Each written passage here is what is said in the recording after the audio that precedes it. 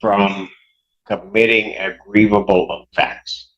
That's why I told you at the very beginning that I may stop you after my answer, after you gave the answer. Because you have a tendency, when I ask you a yes or no question, to continue to go on.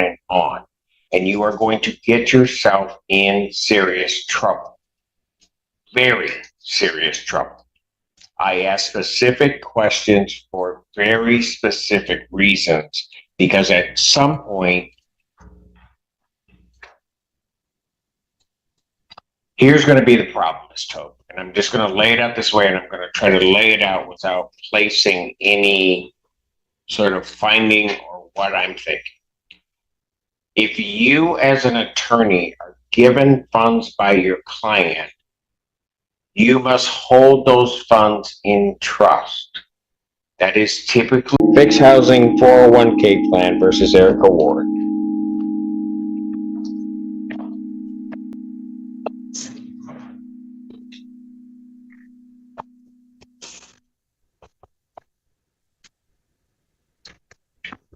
And it should be Erica Ward and Aaron Ward.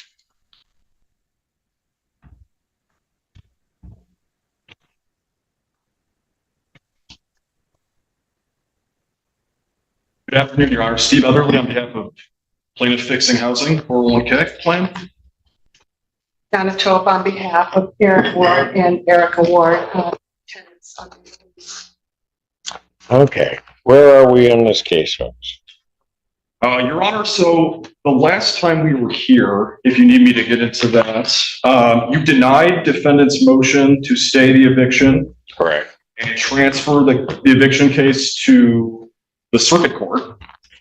You ordered tenants to produce a full accounting with receipts of money placed into Ms. Tope's escrow account.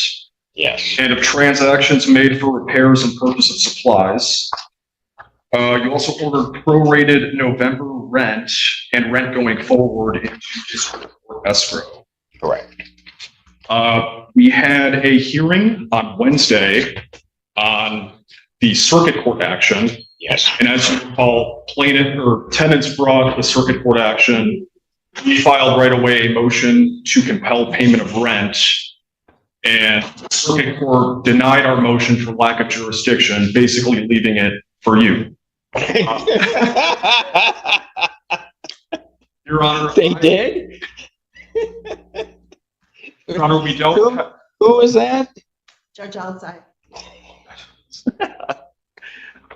Okay, thank you. She's retiring. Pardon? She's retiring. I understand that. Yeah. But, She didn't want it.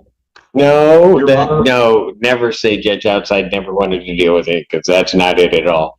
If she felt this court had jurisdiction, that's what she felt. Exactly. Your Honor, I have a transcript from Wednesday's hearing, if you'd like that. I may need it, but hold on. So that was denied, and so the rent issue is now planted firmly in my lap. In this court, correct. Okay. We can go into the accounting if. Do I have an accounting? Yes. I filed it on Monday.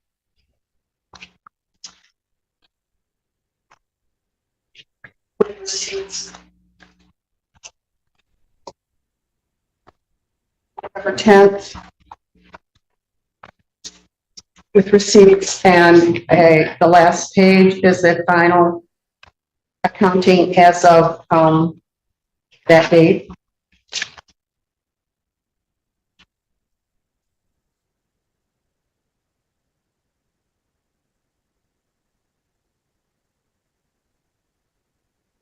This is the one with the invoices attached. Yes. You asked for, Oh, no, I know what I asked for, but,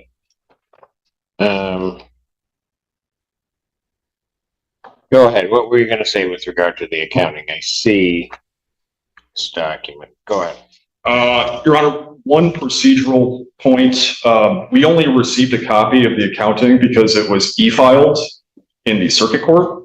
So I would say service would be improper for the accounting for this court. But I would say to be frank, the accounting is a mess and it's wholly inadequate. I have many questions for Ms. Tope, which I think really highlights the problem here that opposing counsel has inserted herself into this litigation. As the court correctly stated last Friday, there's no legal authority allowing opposing counsel to handle and disperse these funds to contractors and for supplies, especially when these funds were owed to my client under the lease. Hang on a second, counsel. Yes. Ms. Tope, Yes. I'm going to ask you a difficult question. I may stop you from answering at some point because I'm not trying to bait you into anything. But these individuals are your clients who, and you're their attorney. They, at some point, gave you funds, right? Were the funds placed into your IOTA? No. Oh, Can, got a whole other problem. Because, Your Honor, yes, let me start at the beginning. no, you're not going to start at the beginning. Your Because, no, you're not going to start at the beginning. this Ms. Tope, you know what? You say, oh my goodness, one more time, and I'm going to find you in contempt. I'm stopping you from committing a grievable offense. That's why I told you at the very beginning that I may stop you after my answer, after you gave the answer. Because you have a tendency, when I ask you a yes or no question, to continue to go on and on. And you are going to get yourself in serious trouble. Very serious trouble. I ask specific questions for very specific reasons, because at some point, here's going to be the problem, Ms. Tope, and I'm just going to lay it out this way, and I'm going to try to lay it out without placing any sort of finding or what I'm thinking. If you, as an attorney, are given funds by your client, you must hold those funds in trust. That is typically done through an IOTA account, particularly if you are then dispersing your client's money on their behalf to third parties, to others, or corporate, whatever it is. You then have to have an accounting of that. Moreover, when I start looking at the dates, at some point, these would be required to be reported.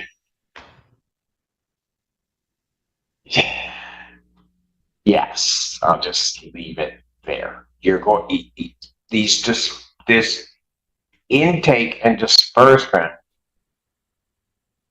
on the face of it,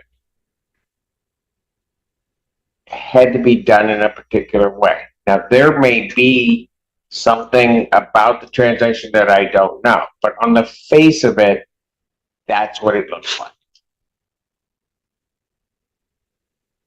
I totally understand what you're saying. Our case filed before the circuit court was filed on July 9th. They had jurisdiction of that breach of lease case. Part of the breach of lease case was that the landlord did not make necessary repairs for the health and safety of all those who were benefited by the lease. We notified them in that case that we would withhold that. They had been requested to make the repairs. They had declined since 2023. We had to make them for the coming winter, for the horses and the people that were there. We notified them in August that they paid the rent in July. We notified them in August that we were going to withhold rent and to make the necessary repairs themselves, mitigating, trying to correct the problem. They filed their summary judgment here in this court, which I agree, under a summary judgment, a trust fund would be set up. When they filed on October 20th, this was after months of making repairs. Stop. That's when this court got Getting things confused. Pardon? Getting things confused with what I'm saying and with what you're trying to argue. Mhm. I get with reference to any escrow order that the court initiates. We asked for them. It's what you did before that, Ms. Tobe, that I see as being problematic.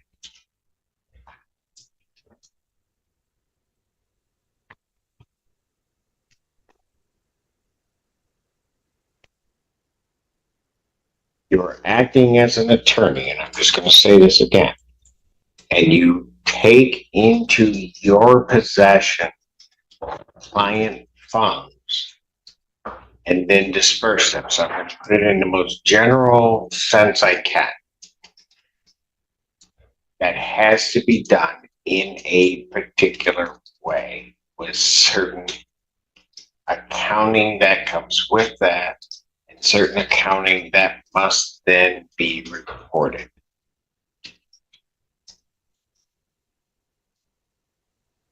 What is, well, I'm not going to say it's clear to me because I will say I have very serious concerns as to whether or not that happens or happened.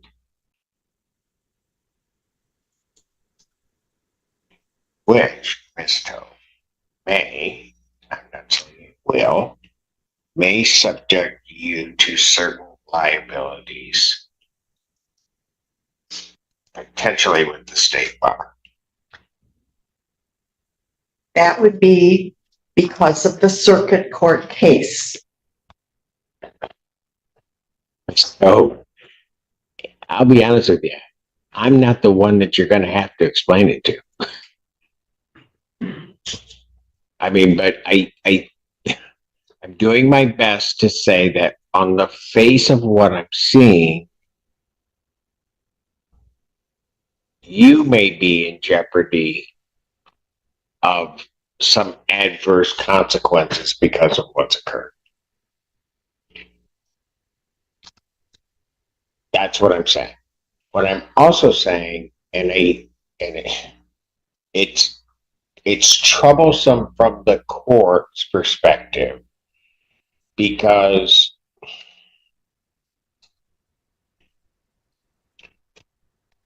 when you refer to you and your clients and certain things that have been done, and this is what happened, and I hate bringing up other cases with reference to present cases, but you keep referring to we, in terms of your clients and you acting.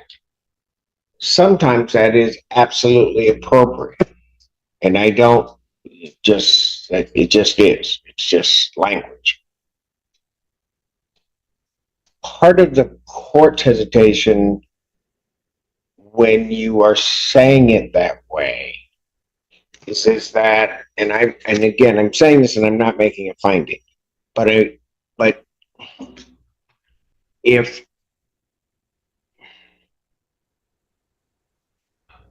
you were operating I'm going to put it in form of a hypothetical, and I hope you can follow it. If your clients were following your advice to place the monies with you and then pay the money out, where that may be in violation of the plain language of the lease, right? They may have a claim, whether they choose to pursue it or not, as to you. I understand what you're saying. And so that's a problem for the case proceeding, because you can't be, you're representing them, but as to the position that they in the business should take, on the face of it, when I look at it, you have a conflict in terms of that. Okay. And outside of the fact of the first thing that I said, where you might be in violation, and I'm not saying you are, and I hate even making the accusation, of ethical rules that would apply to attorneys taking clients' money into trust. I understand. And again, I will give this blanket statement. I am not saying that making any accusation. I'm not making any finding. I'm not saying any of that. I'm not saying even to a great extent my analysis, if I were to come down to the end of it, is correct.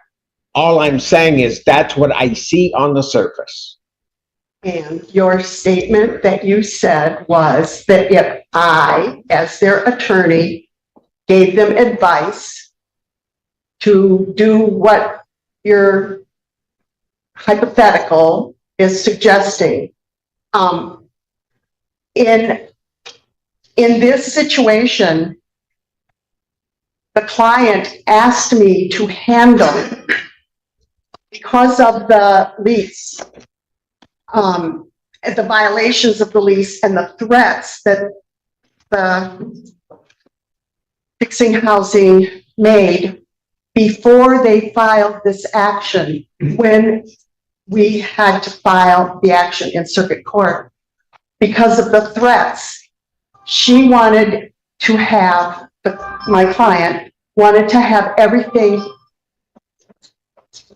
I's dotted, T's crossed, so that he would not be able to claim that she had not done what tenants are allowed to do, which is, if the landlord does not make necessary repairs, which are the terms of the lease, the tenant is allowed to withhold rent, take on the repairs themselves to make the place safe for their boarders and their horses. What's the operative word you're using in that whole statement? Pardon me? What's the operative word you're using in that whole statement? The operative word is, Assuming you're correct on the law, which is a little bit iffy, but that the tenant may. she asked me to make sure that he wouldn't be able to proceed on his threats. And I agreed to just oversee the, No, you did more than just oversee. well, That's the problem. and Your Honor, what, in this situation, we're here before you. We requested at our last hearing for you to set up an escrow account, a trust fund with the court to accept rent going forward. So I understand that. I know what I did.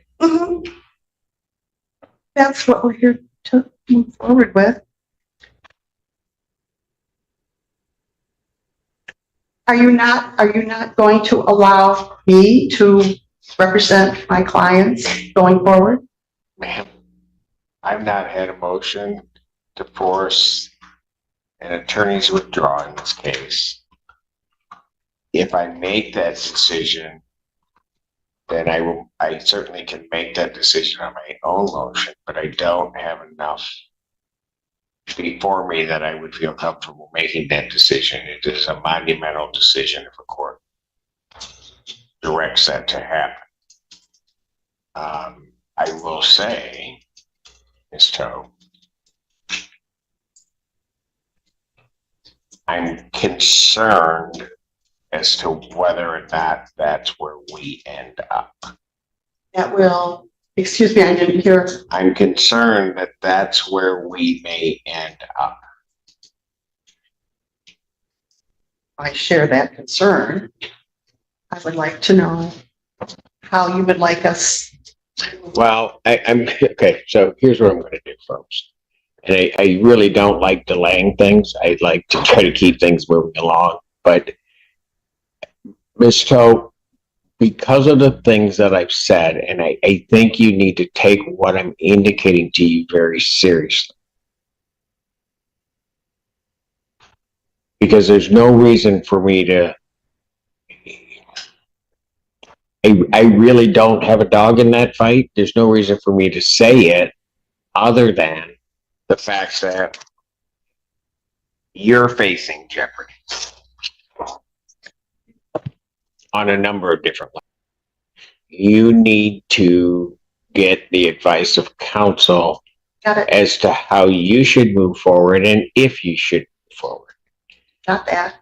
I also think, although I'm not ordering the defendants to do it, because I can't do that. I might suggest to you that if you've listened to what I've said today, if you believe in your interest to seek the advice of other counsel as to how you should proceed, I'm also giving that week for you that opportunity, should you so choose to do so, for you to do that. I'm not advocating for or against that. I'm just saying I'm giving you the opportunity so that you can make that decision based upon what the court has said. Okay? Anything else? As I said at our hearing on last Friday, I'm scheduled to leave town for Thanksgiving vacation on the 20th. Ms. Tope, I know, but Okay, I don't know what, can I appear by Zoom? you can submit the paperwork. I don't know if I'm going to allow it or not. I'm not answering that right now. I mean, because I don't know on what, quite frankly, from week to week with this case, I'm not sure on which capacity you're going to be appearing. So you can submit the paperwork and then do that.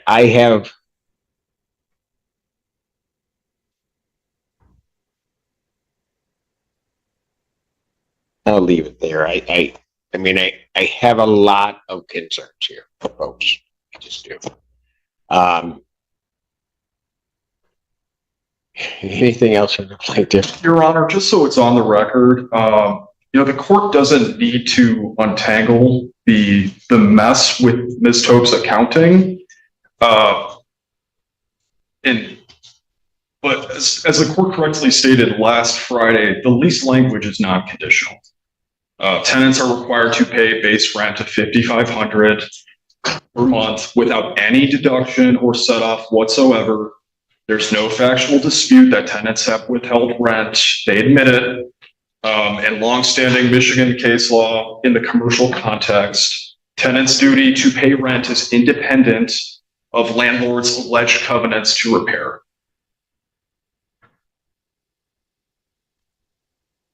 Okay. So what do you want me to do with that? Say, to avoid untangling that mess. Well, that's clear. No, but here's the thing. And there are certain, and I get what you're indicating, but I'm in a different boat. Understanding what you're saying is if a tenant recognizing their covenant to pay simply withheld the rent to try to get the landlord to do something. That's a different posture. Maybe they can do that. Maybe there might be a breach of contract in that regard, whatever. In theory, that wouldn't be allowed either, right? But we have another problem here because not only was that part done, but as I'm to understand then, This is where the entire case shifts from a simple eviction dispute into a full-blown legal accounting war. Notice how the judge is no longer just focused on rent anymore. He's now dissecting who touched the money, how it was moved, and whether it was even handled legally. And here's the key legal concept. When client funds start getting mixed with operational decisions, courts immediately start thinking fiduciary duty, trust accounting, and bar discipline risk. So the real question becomes, this isn't just who owes rent. It's who handled the money. And did they cross a legal line doing it? those funds were then dispersed elsewhere. That creates a whole different ballgame. It creates a whole different ballgame, particularly where you're claiming a breach as to who did it. Right? Yes. And That's right. that, so while I recognize and understand what you're saying, Your Honor, I would. it's all a mess, and they're sort of a mess on both sides. Less of a mess over here, more of a mess over here. I gotta try to clear that mess before I can even begin to deal with that. I've always wanted to use mess as a legal term.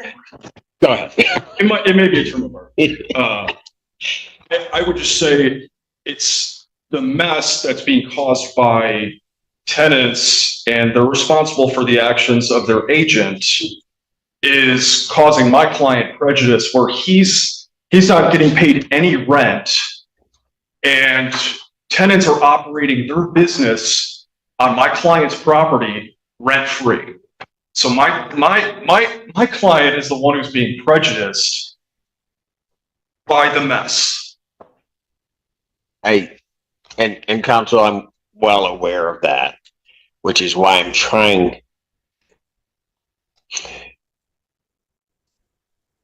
to at least make some decisions, understanding the other action that was going on, but make the decisions within the confines of this month, which is why I'm not moving beyond. I realize that there is prejudice to your client, at least in terms of the funds being there.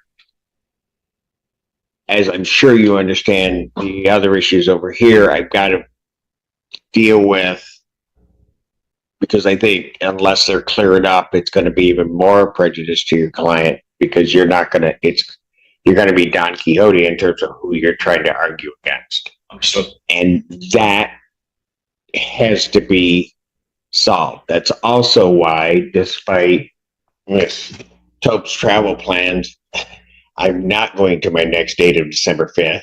Okay. Because I don't know that come the 21st we'll resolve anything. But I've got to give that opportunity over here. I have to allow that to occur, I think, in fairness, and just to make sure that the proceedings are what they are. Understood, Your Honor. Can we address the order that you gave to set up an escrow account and how much should be put in it? Because the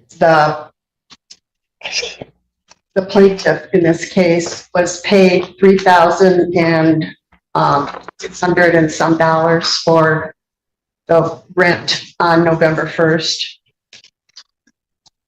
Are they to put that into the court-ordered escrow account? What I ordered at the last... Here we get a classic courtroom clash, accounting versus credibility. One side is presenting a detailed ledger with invoices and repairs. The other side is basically saying, this is a mess and not properly served. That's not just disagreement.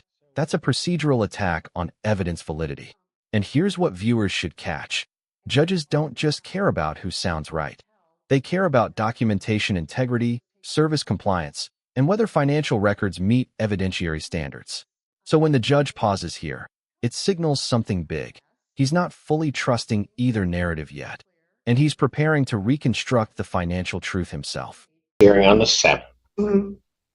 The monthly rent is $5,500, Yes. correct? Correct. What I ordered was that $4,125 was to be placed in escrow by the tenant. By today, Yes. right? Is that, And $5,500 going forward. Pardon? is that the November 1st rent payment or? I prorated November. Okay, That's how I get $4,125. okay. So the check that they got for 3,000 some hundred needs to be put into escrow. So where's the 3,000 come from? November rent, and the only amount that was withheld for necessary repairs was taken out of that. That is, my accounting is, I beg to tell you, it's not a mess. The accounting is very clear, and the exhibits for every invoice that was paid is very clear.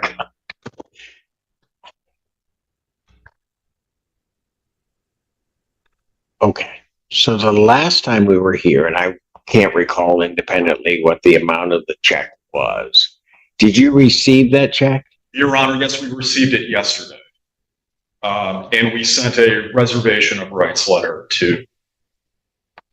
Okay. So that was for how much? 3508 and 96 cents. Oh, for Pete's sakes.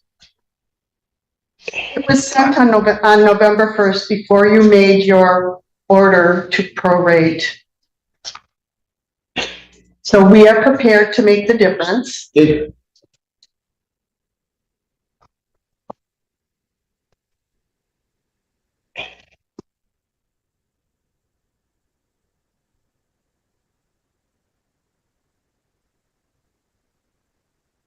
And the deduction from that are what? It was the temporary repair of the leaking spigot out in the pastures before frozen ground. And we asked them to please repair it, and we got no response. And you know, the ground froze last week. Well, it didn't really freeze last week. Well, it would not, it would have frozen in the Michigan, spigot out in the. that was not a freeze.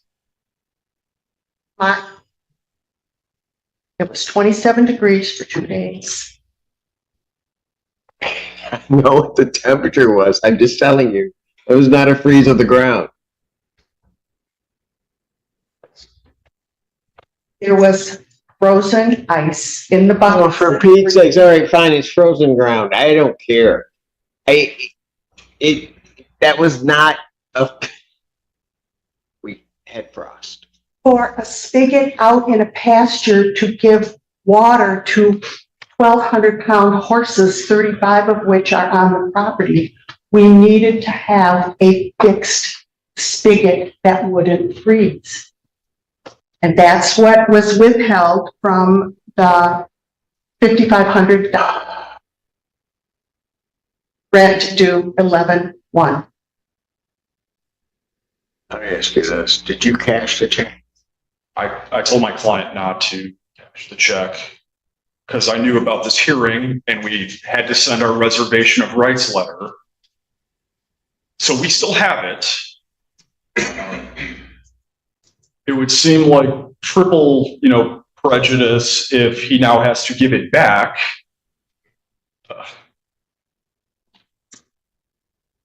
And I don't understand really why opposing counsel decided to release this amount.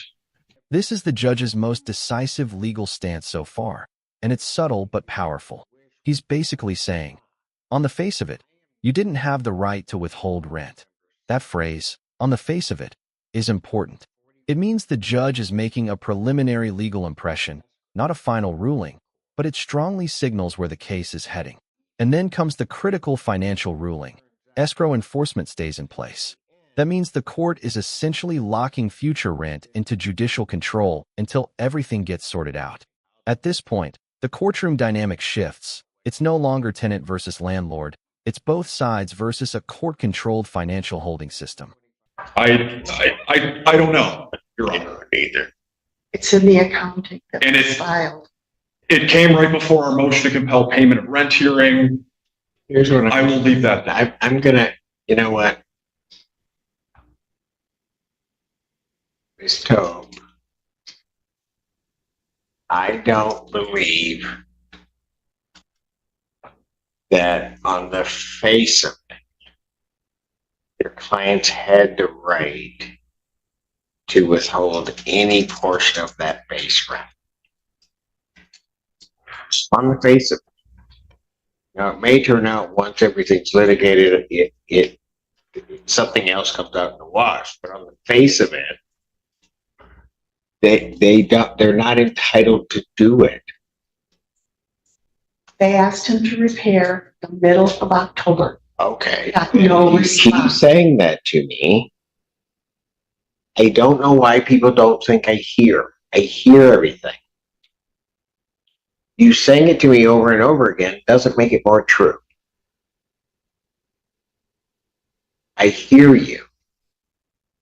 I can hear all kinds of people. I do it every day. That doesn't mean that I agree with you.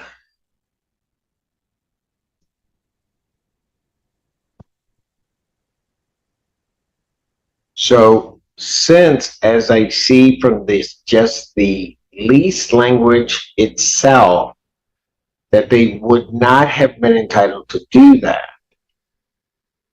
Plaintiff may do what they wish with what they got. I am not changing my order of November 7th so that the 4125 must be placed into escrow with the court and then 55 each month.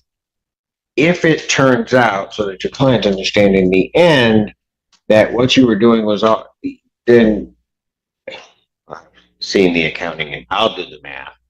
And we'll figure out what needs to be paid or what gets credited. We'll figure that out in the end. But at this point, 4125 is expected to be in escrow. Paid by my clients. What about the check that they received? Is that to be returned? Not, No, I'm not going to order them to return it. they can cash that check. Yes, because here's the problem, Ms. Tope. You're making your own like accounting and math up on the ledger. Because you're saying, well, we sent this for November, and so therefore they need to send that back to us before we pay the prorated amount of November rent. Well, that would go against every accounting principle in the world because he applies it to the oldest debt, which is the month he didn't get paid, which is not the first month he didn't get paid, which is not November. So if he applied that to that, November hasn't been paid.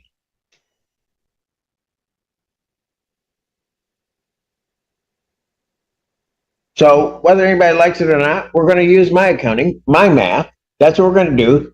So I'll make it real clear for everybody. They keep the check. You've got to pay 4125 into escrow and then 55 beginning December 1st. Any other questions from anybody? Nope. Your Honor. Fantastic. Thank We'll you. see you next week, 3 p.m.